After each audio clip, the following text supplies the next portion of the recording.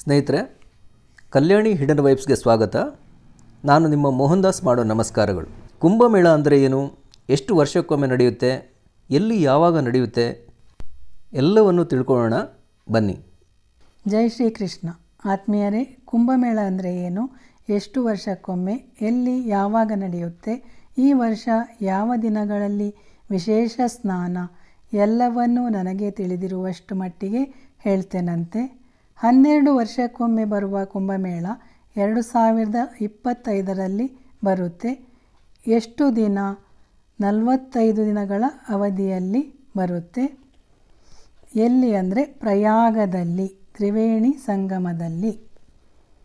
ಹೋದರೆ ನಾವು ಏನೇನು ಮಾಡಬೇಕು? ಸಂಗಮದಲ್ಲಿ ಸ್ನಾನ, ದಾನ, ಜಪ, ತಪ, ದೇವಸ್ಥಾನಗಳಿಗೆ ಹೋಗಬೇಕು. ಅಲ್ಲಿಯ ವ್ಯವಸ್ಥೆ ಬುಕ್ಕಿಂಗ್ ಮಾಡಬೇಕು, ಎಲ್ಲ ಇದೆ ಅಲ್ಲೇ.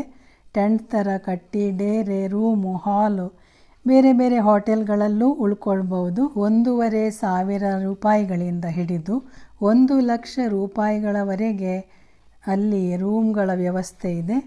12 ವರ್ಷಗಳಿಗೊಮ್ಮೆ ನಡೆಯುವ ಕುಂಭಮೇಳಕ್ಕೆ ಮಹಾಕುಂಭಮೇಳವೆಂದು ಕರೆಯುತ್ತಾರೆ.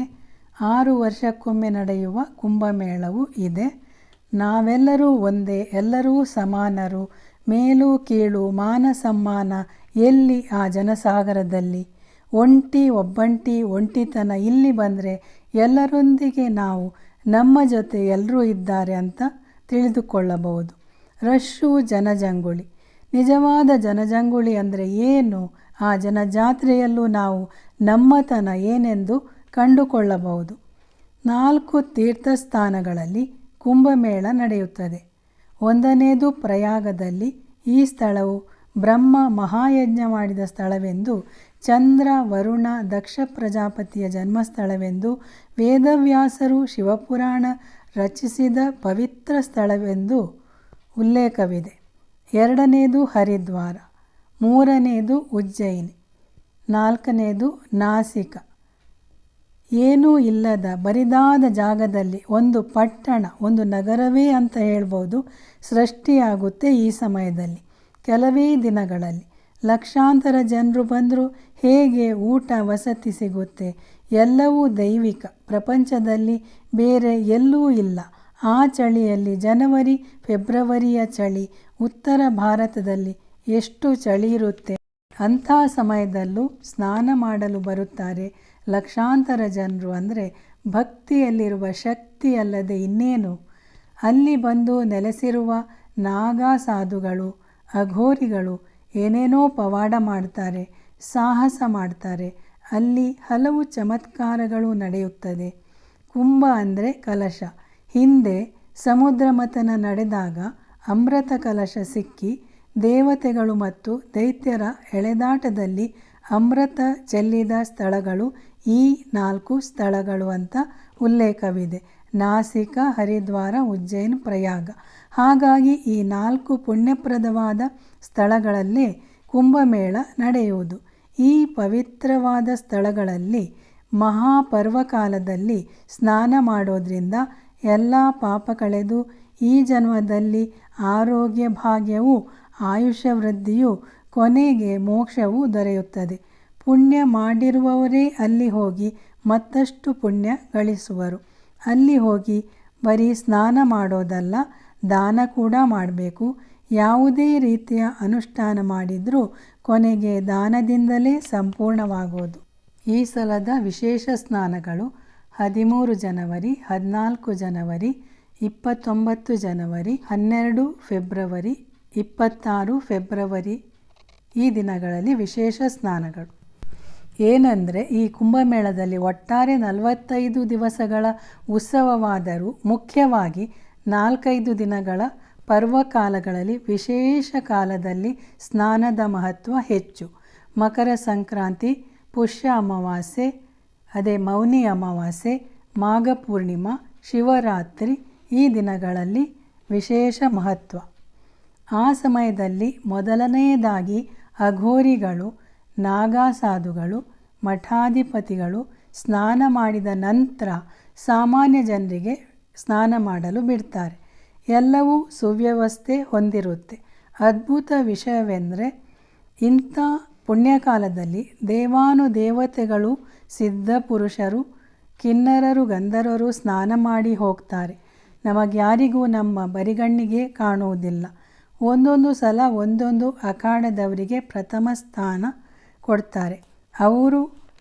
ಅವರ ರಥ, ಕುದುರೆ, ಆನೆ ಏನೇನಿದೆಯೋ ಅದರೊಂದಿಗೆ ಸಂಭ್ರಮದಿಂದ ಉತ್ಸವದ ರೂಪದಲ್ಲಿ ಮೆರವಣಿಗೆ ಮಾಡಿ ಮೊದಲೇ ಬಂದು ಉಳ್ಕೊಂಡು ಎಲ್ಲ ತಯಾರಿ ನಡೆಸಿರ್ತಾರೆ. ಒಬ್ಬೊಬ್ಬರದ್ದು ಒಂದೊಂದು ಗುರುತು. ಹಣೆಯ ನಾಮದಿಂದ ಹಿಡಿದು ಮುಂಡಾಸಿನಿಂದ ಹಿಡಿದು ಅವರ ವೇಷಭೂಷಣ, ಪೂಜಾ ವಿಧಾನ ಎಲ್ಲವೂ ವಿಭಿನ್ನ. ಒಬ್ಬರಿಂದ ಇನ್ನೊಬ್ಬರ ಸುಮಾರು ವ್ಯತ್ಯಾಸವಿದೆ. ಧಾರ್ಮಿಕವಾಗಿ, ಆಧ್ಯಾತ್ಮಿಕವಾಗಿ ಮುಂದುವರಿತಾ ಇರೋ ಸಜ್ಜನರಿಗೆ ಅದೆಲ್ಲ ನೋಡೋದು ಕೂಡ ಕಣ್ಣಿಗೆ ಹಬ್ಬವಾಗಿರುತ್ತೆ. ಎಷ್ಟು ಹತ್ತಿರದಿಂದ ಅವರನ್ನೆಲ್ಲ ನೋಡಬಹುದು ಎಂಬುದು ಅಲ್ಲಿ ಹೋದರೆ ಮಾತ್ರ ತಿಳಿಯುವುದು ಮತ್ತು ಅವರವರ ಅದೃಷ್ಟದ ಮೇಲೆ ಅವಲಂಬಿಸಿದೆ. ಅಲ್ಲಿಗೆ ಹೋಗುವಾಗ ಜಾಸ್ತಿ ಬೆಲೆ ಬಾಳುವ ಒಡವೆ ವಸ್ತುಗಳನ್ನು ತಗೊಂಡು ಹೋಗದೇ ಇರುವುದು ವಾಸಿ.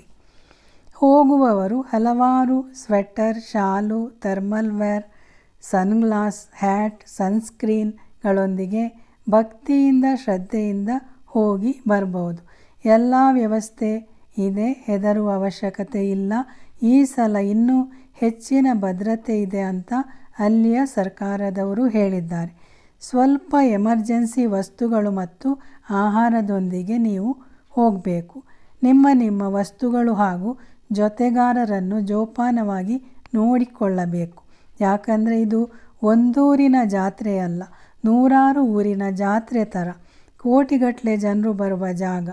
ಎಲ್ಲವೂ ಚೆನ್ನಾಗಿದೆ, ತುಂಬ ಒಳ್ಳೆಯದು. ಆದರೆ ನಮಗೆ ಅಲ್ಲಿ ಹೋಗೋಕ್ಕೆ ಸಾಧ್ಯ ಇಲ್ಲ, ಆರೋಗ್ಯ ಇಲ್ಲ, ಹಣ ಇಲ್ಲ, ಧೈರ್ಯ ಇಲ್ಲ ಅಂತ ಹಲವಾರು ಜನ ಕೊರಗ್ತಾ ಇರ್ಬೋದು. ಹಾಗಾದರೆ ನಾವು ಪಾಪಿಷ್ಟರ, ನಮಗೆ ಪುಣ್ಯ ಗಳಿಸಲು ಸಾಧ್ಯವೇ ಇಲ್ವಾ ಅಂತ ಪರಿತಪಿಸಬಹುದು. ಹಾಗೇನೂ ಇಲ್ಲ. ನಮ್ಮ ಸನಾತನ ಧರ್ಮದಲ್ಲಿ ಒಂದರ ಬದಲು ಸಾವಿರಾರು ಉಪಾಯಗಳು ಇವೆ.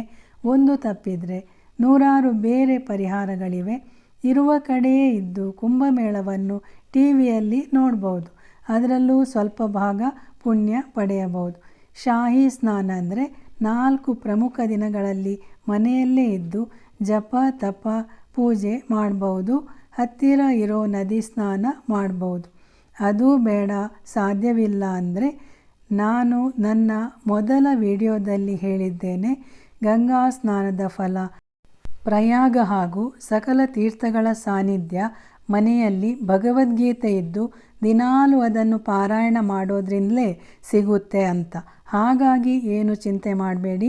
ದಿನಾಲೂ ಗೀತಾ ಪಠಣ, ಶ್ರವಣ, ಮನನ, ಚಿಂತನ ಮಾಡ್ತಾ ಇರಿ.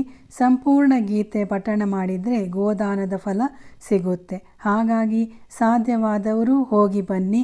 ಉಳಿದವರು ಈ ರೀತಿ ಭಗವದ್ಗೀತೆ ಪಾರಾಯಣ ಅರ್ಥಸಹಿತ ಮಾಡಿ ಈ ಫಲವನ್ನು ಕೂಡ ನೆನಪಿಸಿ ಅದರಿಂದ ತತ್ಸಮಾನವಾದ ಪುಣ್ಯವನ್ನೇ ಗಳಿಸಬಹುದು. ಹರೇ ಕೃಷ್ಣ ಹರೇ ಕೃಷ್ಣ ಕೃಷ್ಣ ಕೃಷ್ಣ ಹರೇ ಹರೇ, ಹರೇ ರಾಮ ರಾಮ ರಾಮ ಹರೇ ಹರೇ. ರಾಧೆ ರಾಧೆ. ಕೇಳಿದ್ರಲ್ಲ ಸ್ನೇಹಿತರೆ, ಇಂತಹ ಉತ್ತಮವಾದ ವಿಚಾರಗಳನ್ನು ತಿಳಿಯಲು ನಮ್ಮ ಚಾನಲ್ ಕಲ್ಯಾಣಿ ಹಿಡನ್ ವೈಬ್ಸ್ನ ಸಬ್ಸ್ಕ್ರೈಬ್ ಮಾಡಿ. ಸಬ್ಸ್ಕ್ರೈಬ್ ಮಾಡದವರು ಸಬ್ಸ್ಕ್ರೈಬ್ ಮಾಡಿ, ದಿನಾಲೂ ನೋಡುತ್ತಾ ಇರಿ ಹಾಗೂ ಲೈಕ್ ಮಾಡಿ, ಶೇರ್ ಮಾಡಿ. ಧನ್ಯವಾದಗಳು. ನಮಸ್ಕಾರ.